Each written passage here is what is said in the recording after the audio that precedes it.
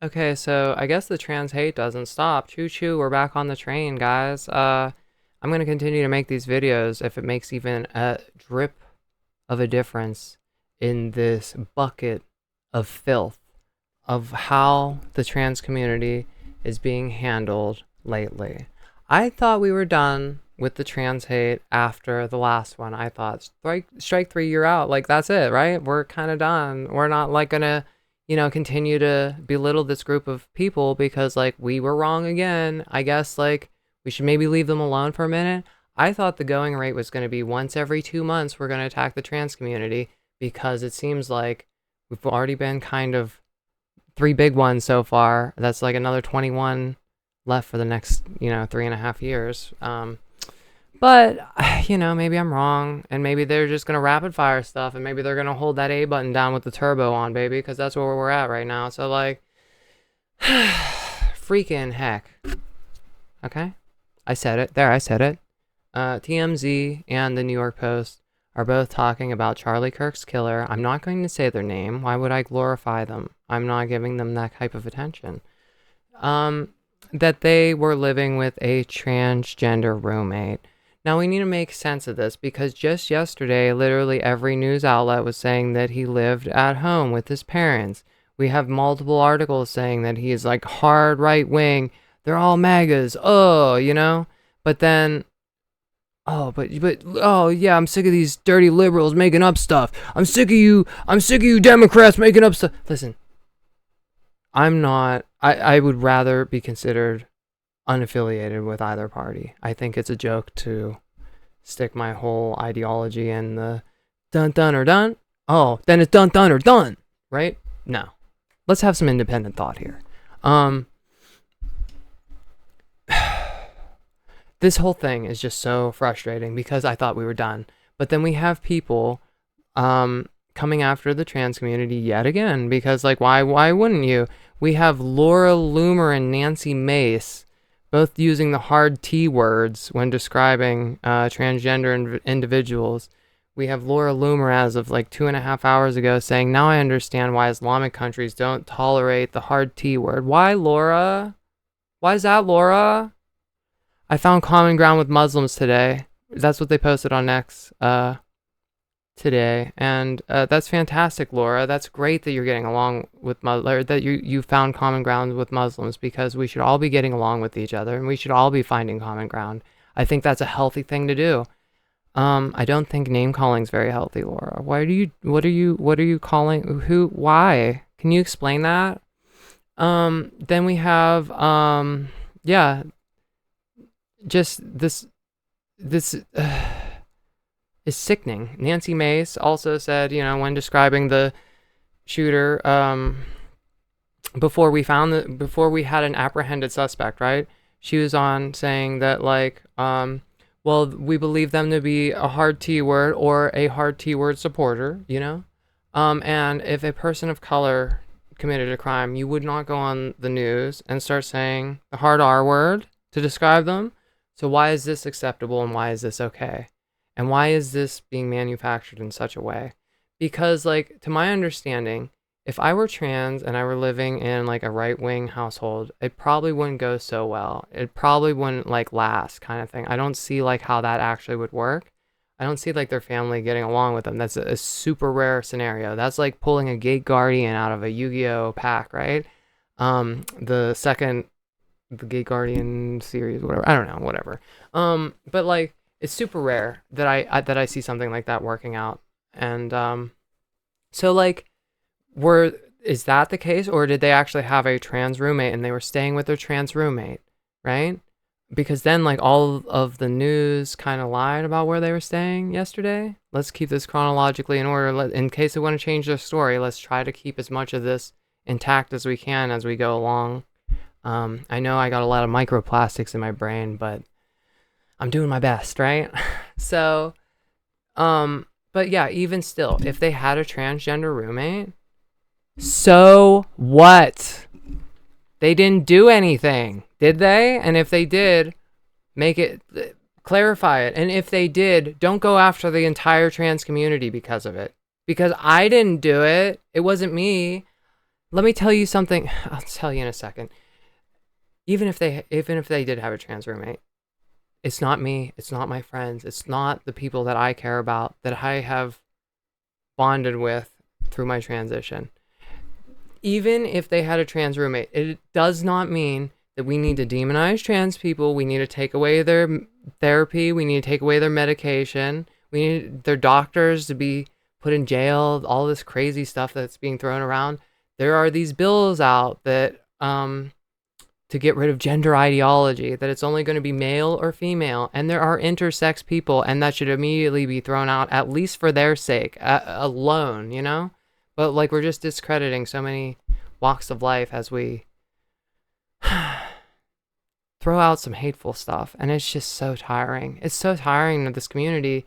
Like, we spent like yesterday, September 12th, living our lives and like not fearing going out in public for like a day or two kind of thing. Most of us, like some of us were like scared to go to work for a little bit there. It doesn't matter. It didn't stop the death threats. There's literally still people just sending death threats after this person was identified to not be a trans individual to my trans friends. And that's just again, like I said, like social media, we only have so many outlets to communicate to each other, and we are just being bombarded by hate, and it's like we are just trying to live our lives. That is the consensus of like literally every trans person, is like we are just trying to live our lives. So what I wanted to say was, these negative things impact not only me but my family. And I've already said that in the previous video, that it's like it's not just me, it's not just and here's the thing though too, there's another release of information on this transgender roommate, right? And the whole story leads into that, like, he had a roommate 2 years ago, and they used TikTok to do a filter that made them appear like a female anime character. And I want to tell you that they do not look like a woman in that picture. Well, you don't look like a woman either. Listen, I need my therapy and my medications to be me and look like me. You don't like the other version of me, trust me. Like, you're not gonna like that version. I didn't like them. Nobody else liked them. I'm kind of awesome now. But whatever.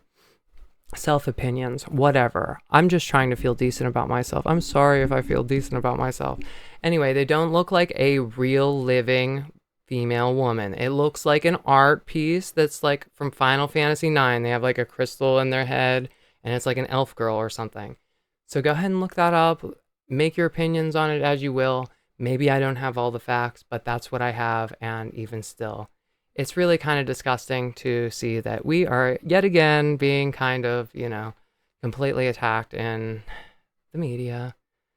It's just like, some people are tired of it. Some people are just like, yeah, and Tupac and Biggie came back too. I mean, so like, some people are over it. Some people are catching on. Other people only read so much news. Some people still think lizard people exist. There are more Republican, what was it? That one girl said in her news thing, like there are more Republican people that hurt or like ended their own family members' lives than because they thought that they were like reptilian than there were trans mass shooters or something like that. Which is I mean, let's talk about like these other issues. I think that's the point of like everything right now, is that we need to be able to talk things through and work through our differences. I think this name calling and this belittling stuff needs to stop. I think this like ideology of everything fits in a perfect little box of like liberal and da da da, it's like it doesn't. And listen, as far as Charlie Kirk shooter goes, I don't know their family. Who knows? They might be great people. The kid might have had a problem. They might not even have a political alignment. It may all just be like a big show. It may all be a big distraction. What I want to leave you with is, this not only affects me, it affects my family. Okay, so I wanted to make this one shot, but like I keep crying at this last little bit, but let's try to just get through it one more time.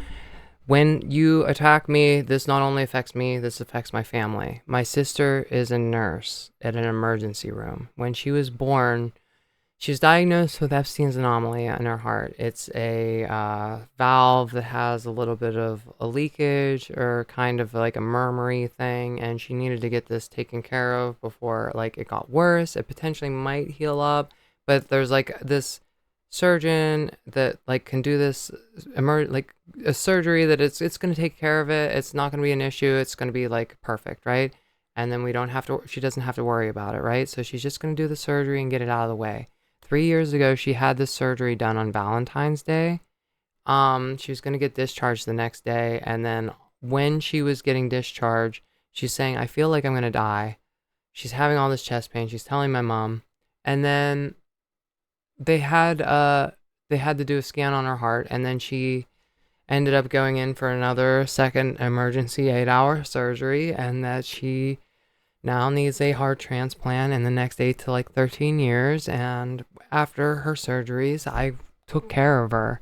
I still take care of her, and anytime she's around, I'm doing everything I can to try to help her. And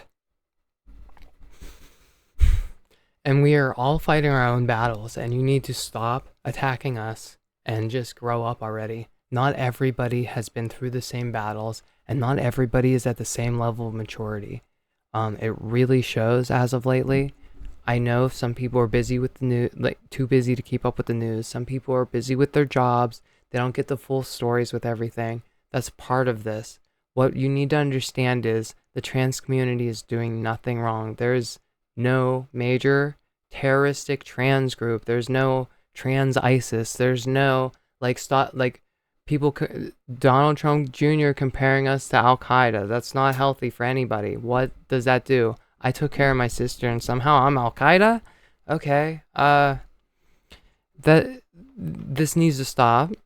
I'm sure I'll be back in a couple days, right? That's what you want. And I'm going to continue to use my ability of freedom of speech to continue to voice my opinions on the matters at hand, and to make sure that this wonderful community stops being attacked in such a derogatory and shameful way.